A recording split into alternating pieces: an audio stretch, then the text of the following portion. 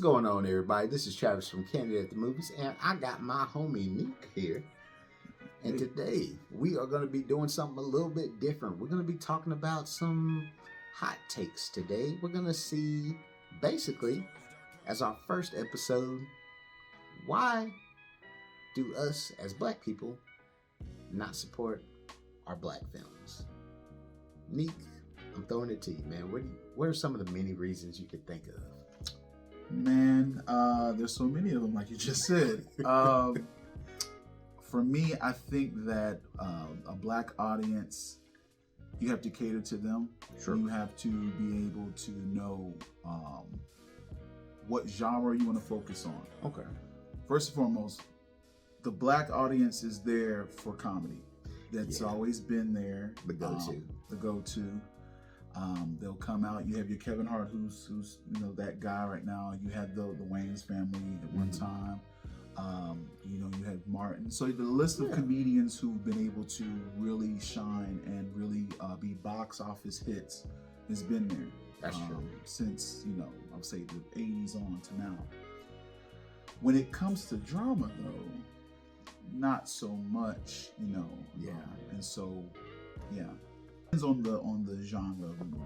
And especially with the subject, because I know a lot of people say they don't want to watch slave movies, they don't want to watch black struggle movies, but when those movies are getting the awards and nominations and then it doesn't get anything in the box office, and then we're always wanting people to say, why aren't we getting nominated for stuff?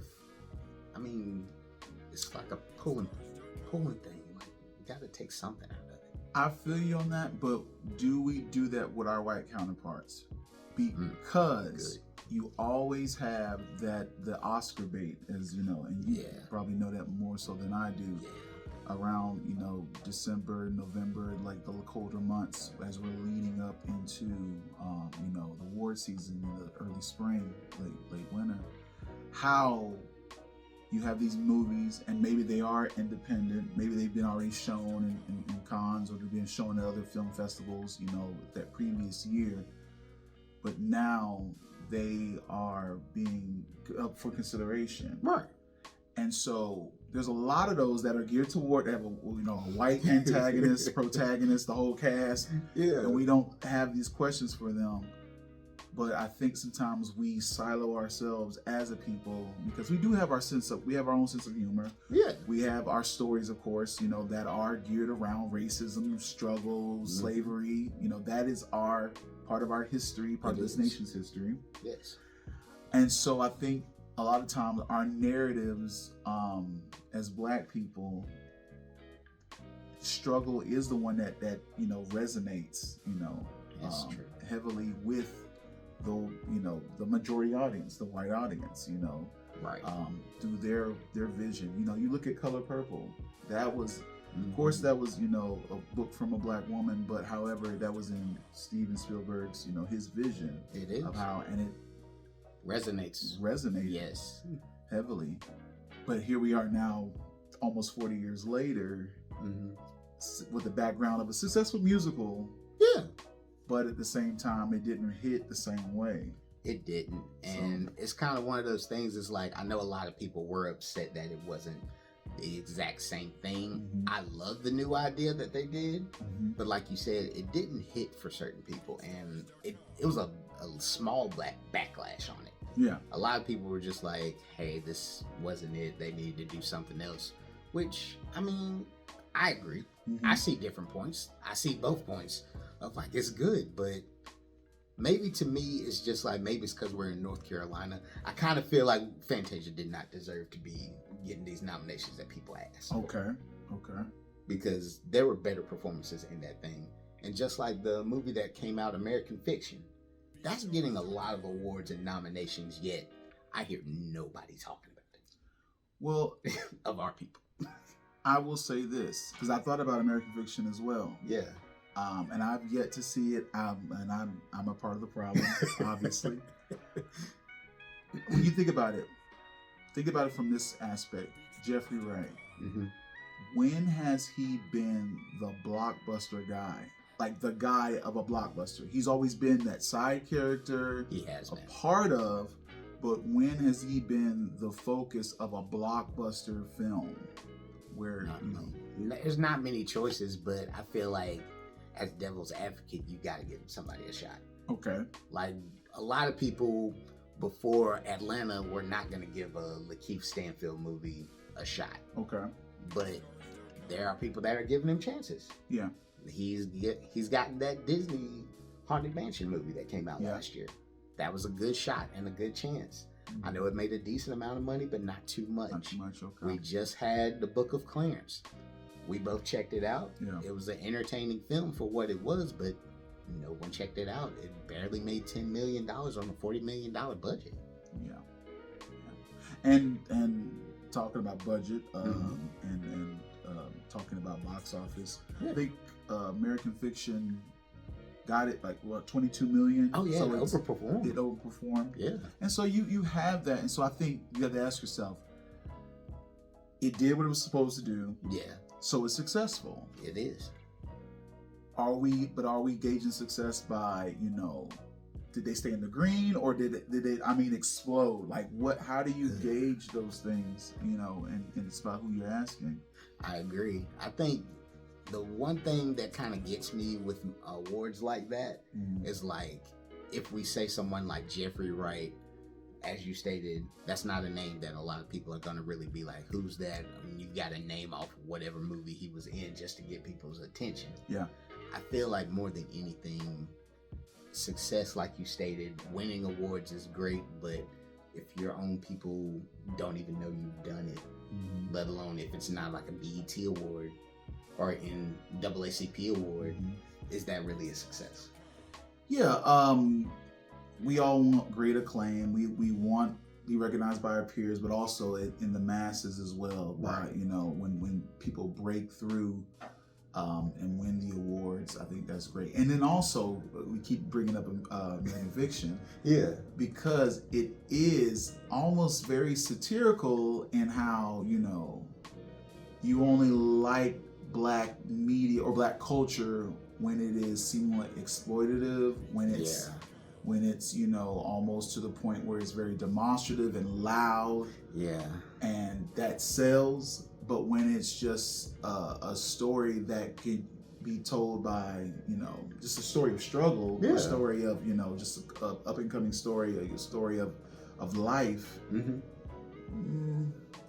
so maybe this was an indictment, for the consumer. Maybe this was like, well, is this about your taste? Is it about the taste of, people who look like Jeffrey Wright? Right. That is a good point to bring up. I just, and for me, I hate calling stuff sophisticated humor. I hate that. But for me, I think that it is like, what is our taste? That's true. And I'll say this, and I'll let you interject, because it's coming to me as I'm speaking now. Are we still seeing Black people as this, siloed, as this vacuum? Like, this is what makes Black people laugh. This is what make Black people cry. This is what's going to resonate with Black people. Yeah. Seeing them as a monolith as opposed to a diverse and people like we are. Right. And so I don't know. And I definitely agree with you on that, because I like seeing diverse things for all of our culture. Seeing different stories, in all honesty, works. I like seeing different things, like the Tiana Taylor movie that came out last year. That was a very different film. It still had that aspect of being in a hood nature, but it showed more than anything a woman that was wanting a child and wanting to do right by her child. All in the New York setting. That is different. It wasn't the same thing like I'm seeing for every other hood film or every other Superfly remake that they try to do. Like, that's a niche for people, and it makes money. Sometimes I want to see something different. I like experimental stuff. If someone's out there saying, hey, I'm going to do this Black horror movie, I'm going to check it out, because it's going to be different. Like, not everything's going to be a Get Out. I'm going to see something that's a little weird, like that T.I. horror movie called Fear. I gave it a chance because it was different. And no one else, it feels like we don't want to give chances to things. We want to go back to the same thing. And I don't understand it. Like, right now, biopics We're gonna see them. We saw Bob Marley. Yeah. We saw Whitney Houston. We're gonna see a couple of more that's coming out. Yeah. So I mean, Ray set the tone for that, you know. Yeah, it did. And even more so, not more so, but I think with Denzel, you know, when he did X or Malcolm X, I think that really set the tone for what could happen.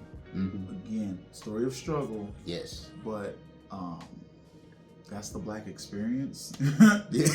for a good part of our existence in this country. You know, is struggle, and so. But I love how you brought up, you know, Get Out, Jordan. But I love how Jordan has taken the horror genre and he hasn't made it about creatures and things of that nature. He's made it about white people. Yeah. And how they are the antagonist, how they are the villain, how they are the creature, the monster, if you will, with that. And I think that resonated with people. That opened the door for Nope. That opened the door for everything else that's coming out and he's producing Monkey. Was it Monkey? Monkey Man. Monkey Man. Yeah. Okay. And so when I looked at it first, I'm like, oh, is he going to direct this? No, he's producing this, but his name is on it, and so that right there has, you know, some cachet with it. Yes, it does. And you know, it's also going to tell the story of another marginalized group within this country, anyway. People of of Indian descent, and so I think just the fact that we're getting these narratives out there is great.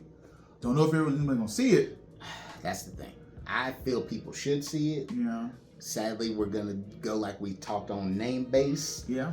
But hey, I feel like everyone should give any film a chance, no matter the race, color, creed, sexual orientation. Give it a chance just to be like, if it's a good movie or not. That's what the ultimate goal should be. Yeah. Is this a good movie? Is this not a good movie? Yeah. And I think that, you know, for the big development companies, production companies, the big ones, they want to recoup their money. They do. You know, the independents, you know, that's great when they can get it. They don't have the marketing, of course, you know, backing the money for that. That's true. So, but the beautiful thing is everybody's on IG, everyone's on TikTok, everyone's on, you know, all these other social platforms. So you don't have to spend as much money marketing. We know the algorithms run that. That's true. However, for these bigger, you know, companies, they want that money back. And if they don't think that they're going to get it, they're not going to invest the money that it takes to put forth, you know, big budgeted Black films. I agree with you on that. You know? And that brings in another case I want to bring into you. Okay. There's one thing I've known a lot of people to say, especially with going to the theaters, it's expensive, so they're going to wait till it hits streaming. Okay. Now, I understand for some families, movies can be expensive. If you got like 4 kids and they want to go see this one movie, you're going to be out of maybe like $50, close to $100. I already know your kid's going to want every food that's on up there. So I understand that. I can't relate. I can't either. But yeah, I guess, yeah. But my thing is, waiting to streaming doesn't mean this movie is going to make money. Okay. Most companies are just buying the rights for the movie for a short amount of time. And even depending on your streams, that's still not getting whoever came up with this idea and created this movie to where somebody backed it. That's not helping them. Yeah. How do you feel about people waiting till streaming and potentially forgetting that the movie's on streaming? Well, that's a very good question. If I am a consumer, I'm not worried about actors and production companies and you know, and maybe I should be worried about, you know, the gaffer and the little people, the people who are unionized, right? Who are struggling in a 1-bedroom apartment, probably in West Hollywood. I don't know, just for a dream. Just for a dream. Anyway, if I'm a consumer, I'm going to do what's best for my pocket, what's best for my wallet. Right. I think we are bombarded, and I use that word because I think that's where we are. I feel like I'm bombarded with so many forms of movies and series and streaming services, to the point where it feels like, you know, another big bill that I got away with in theory with cable. And so I think for the consumer, for the producers, for the ones who are producing these things, they've just got to hope that something, by word of mouth or by whoever, it hits and it goes viral, or just people are talking about it, can't stop talking about it, and they get those numbers up. So many series, so many shows, so many movies have hit because someone watched it. It was either crazy or it was just notable for some reason. Yeah. And then people started to watch it, you know. Tyler Perry, Mia Copa, you're laughing, but people are watching it because of how bad it is. And I haven't watched it, have you seen it? It's bad. It's bad, okay. Check out our review. We had somebody that liked it. Yeah, that's why you didn't do. They're going to continue to pay him and back him because all they care about is streams. Money. All they care about is who's viewing the product. That's true, and I give you that. So I think some people are winning, to answer the question all the way around. Right. And some people are losing money, but people like Tyler are winning because of this model that they're using. Yeah. And speaking of Tyler Perry, I can honestly say that, like you stated, he makes money, he knows his audience, but is that hurting us as a people? Whew. Again, I'm going back. Me and Trav are not the same people. Not at all. We do not ask our white counterparts because one person is being depicted. Does that hurt all white people? No. So we've got to come up out of that. We're not a monolith. We're not in a vacuum. We're not in a silo. We got to stop doing that to ourselves. We do, man. I just because Spike Lee, and who I enjoy as a director, just because Spike Lee makes a movie or production or whatnot, does not mean that I resonate with him or his vision. Just because Tyler Perry does that does not mean that I resonate or with his vision about who Black people are. And so I don't feel the pressure to have to defend that. Okay. And if you do, or if anybody else does, I please hear me. Free yourself of that. Free yourself of that. You are you. Yeah. Now, do you feel like that does cause a negative stereotype for us when his movies that were in theaters were making these large amounts of money? Because hate it or love it, Madea made money. Yeah. Madea made so much money, but as much as people say that they hate seeing Black men in dresses, we're still feeding into it. See, yeah. I'm again. This is a bigger issue, right? And this has nothing to do with cinema. It has nothing to do with entertainment. Nothing. It has everything to do with again, how people are feeling that Black people, Black women, Black men, Black children should be represented. I agree. And I hate saying our white counterparts, but you've had people dressing up for millennia. Did you all know? I mean, I know you know, but we do know that Greek theater, Roman theater, I think even Japanese theater, Kabuki theater, they were all featuring men who were playing all roles. And so, and it had nothing to do with making them less of a man because they did that. Right. So why do we feel like, and then, hell, you had white people playing Black people in blackface. Yeah. Now that was demeaning. Very demeaning. Very demeaning.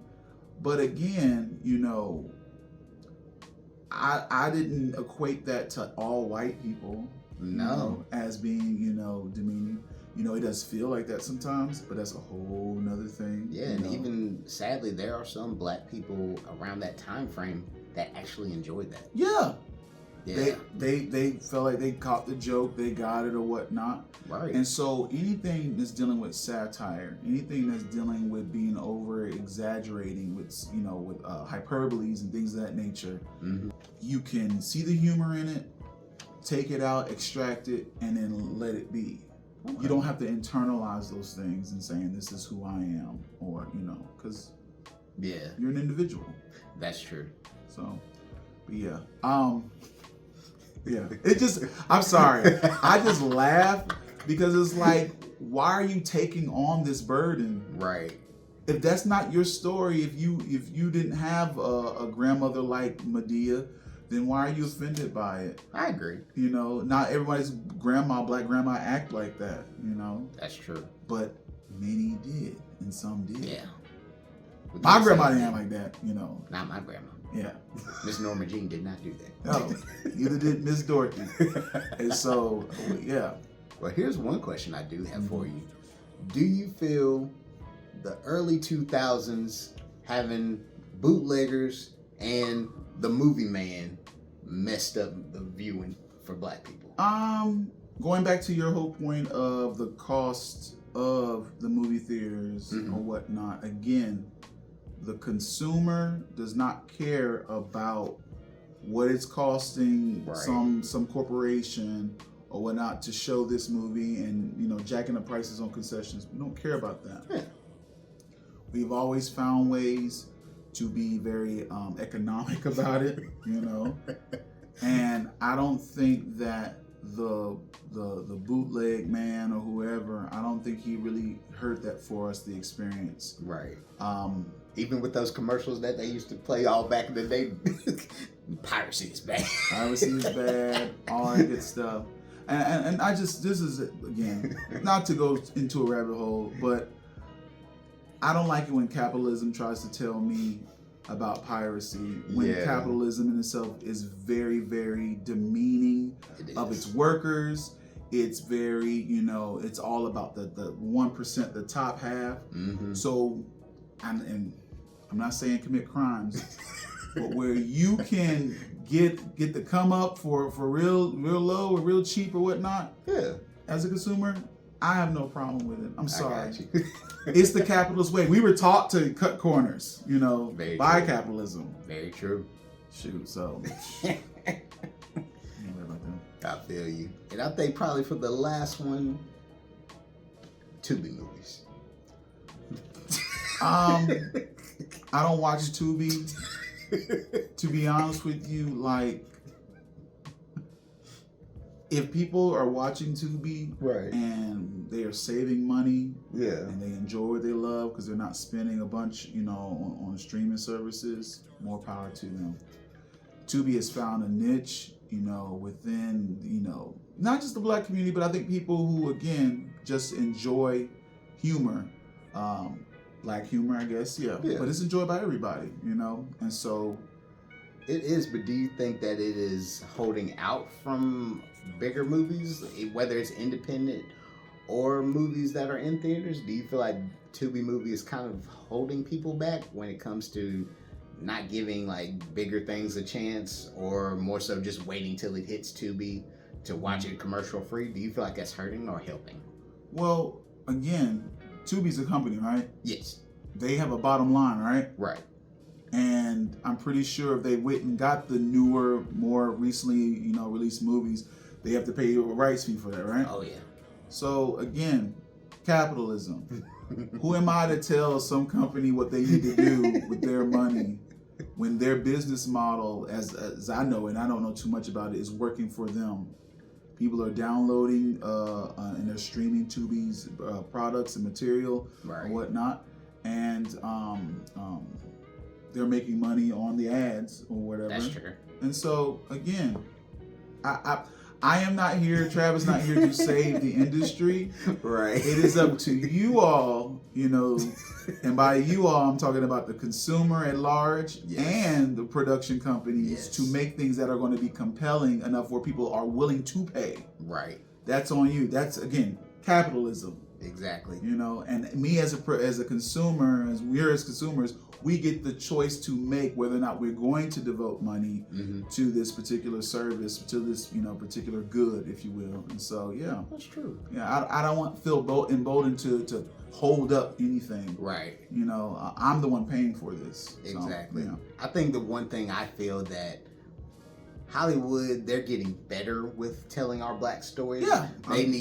We still have some ways to go a little bit, but I feel more than anything, even if it is a story that's may not resonate with you that is done by a black person, I feel not so much by obligation that you should see it, more so that you should give it a chance. I'm not gonna say we should all do like a lot of people did that didn't even know anything about Black Panther and just going to see it just because it was black people.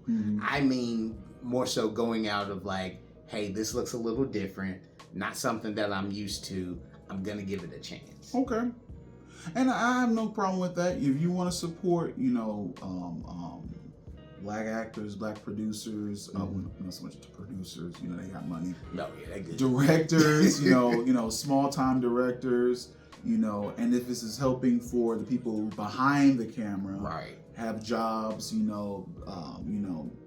terms of making these works of art, pieces of art, then yeah, I'm all down for that. If that is going to, if it's trickling down, economics, if it's trickling down and everyone's benefiting from it, yes.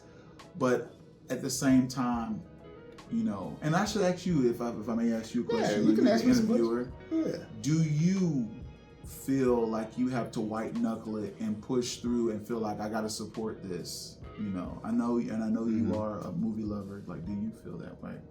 I try to go in with any movie that I see full blank slate, and support it no matter what, even if it is on a subject I'm not a fan of. Okay.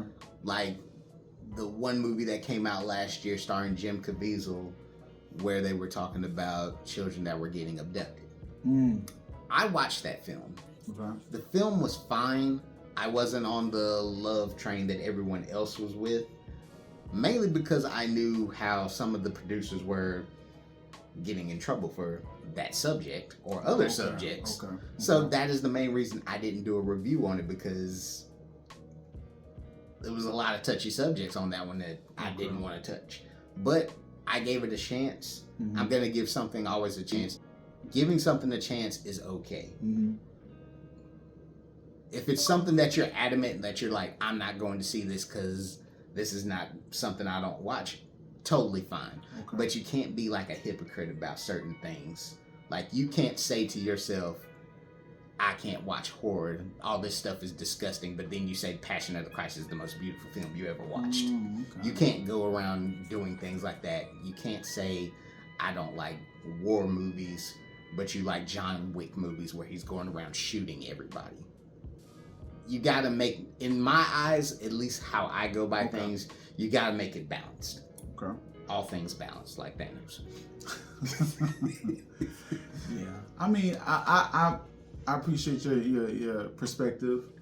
At the same time, again, it's not gonna be for everybody, I know. Yeah. If people want to have those parameters up, then they're gonna have them up. That's true. And I think that there's some things, there's some hills you're willing to die on with certain things, right, that may not match somebody else's outlook on it. Very true. Yeah, I'm always like, if you like it, I don't have to love it, right. And if you like it, support it. Support it. Now, if I really like a movie, I wouldn't necessarily go bootleg it. If I really resonate with it, I will go buy it. I will go purchase it or whatnot. Exactly. But if you can't afford it, you do what you can. What you can. I agree with you. Yeah. So, Neek, where can they find you online, man? Yes, appreciate you asking. I am on IG, primarily on IG at I'm_Neek P. That's IM_NEEKP, all lowercase. I got you. And you can also find the podcast that I'm one of the co-hosts of, The Listening Party. We are a podcast about music. We give our unsolicited takes on everything, primarily R&B and rap music, but me and my co-hosts, we enjoy what we do. You can find us on Spotify, Apple Music, anywhere that you listen to your podcast. Okay. So Listening Party, The Listening Party. Find us where you stream. I got you. I'm gonna have the links in the video. I'm gonna have the tags in the video as well. But hey, let us know how you feel about this subject. We'll catch y'all on the next one, y'all. Peace.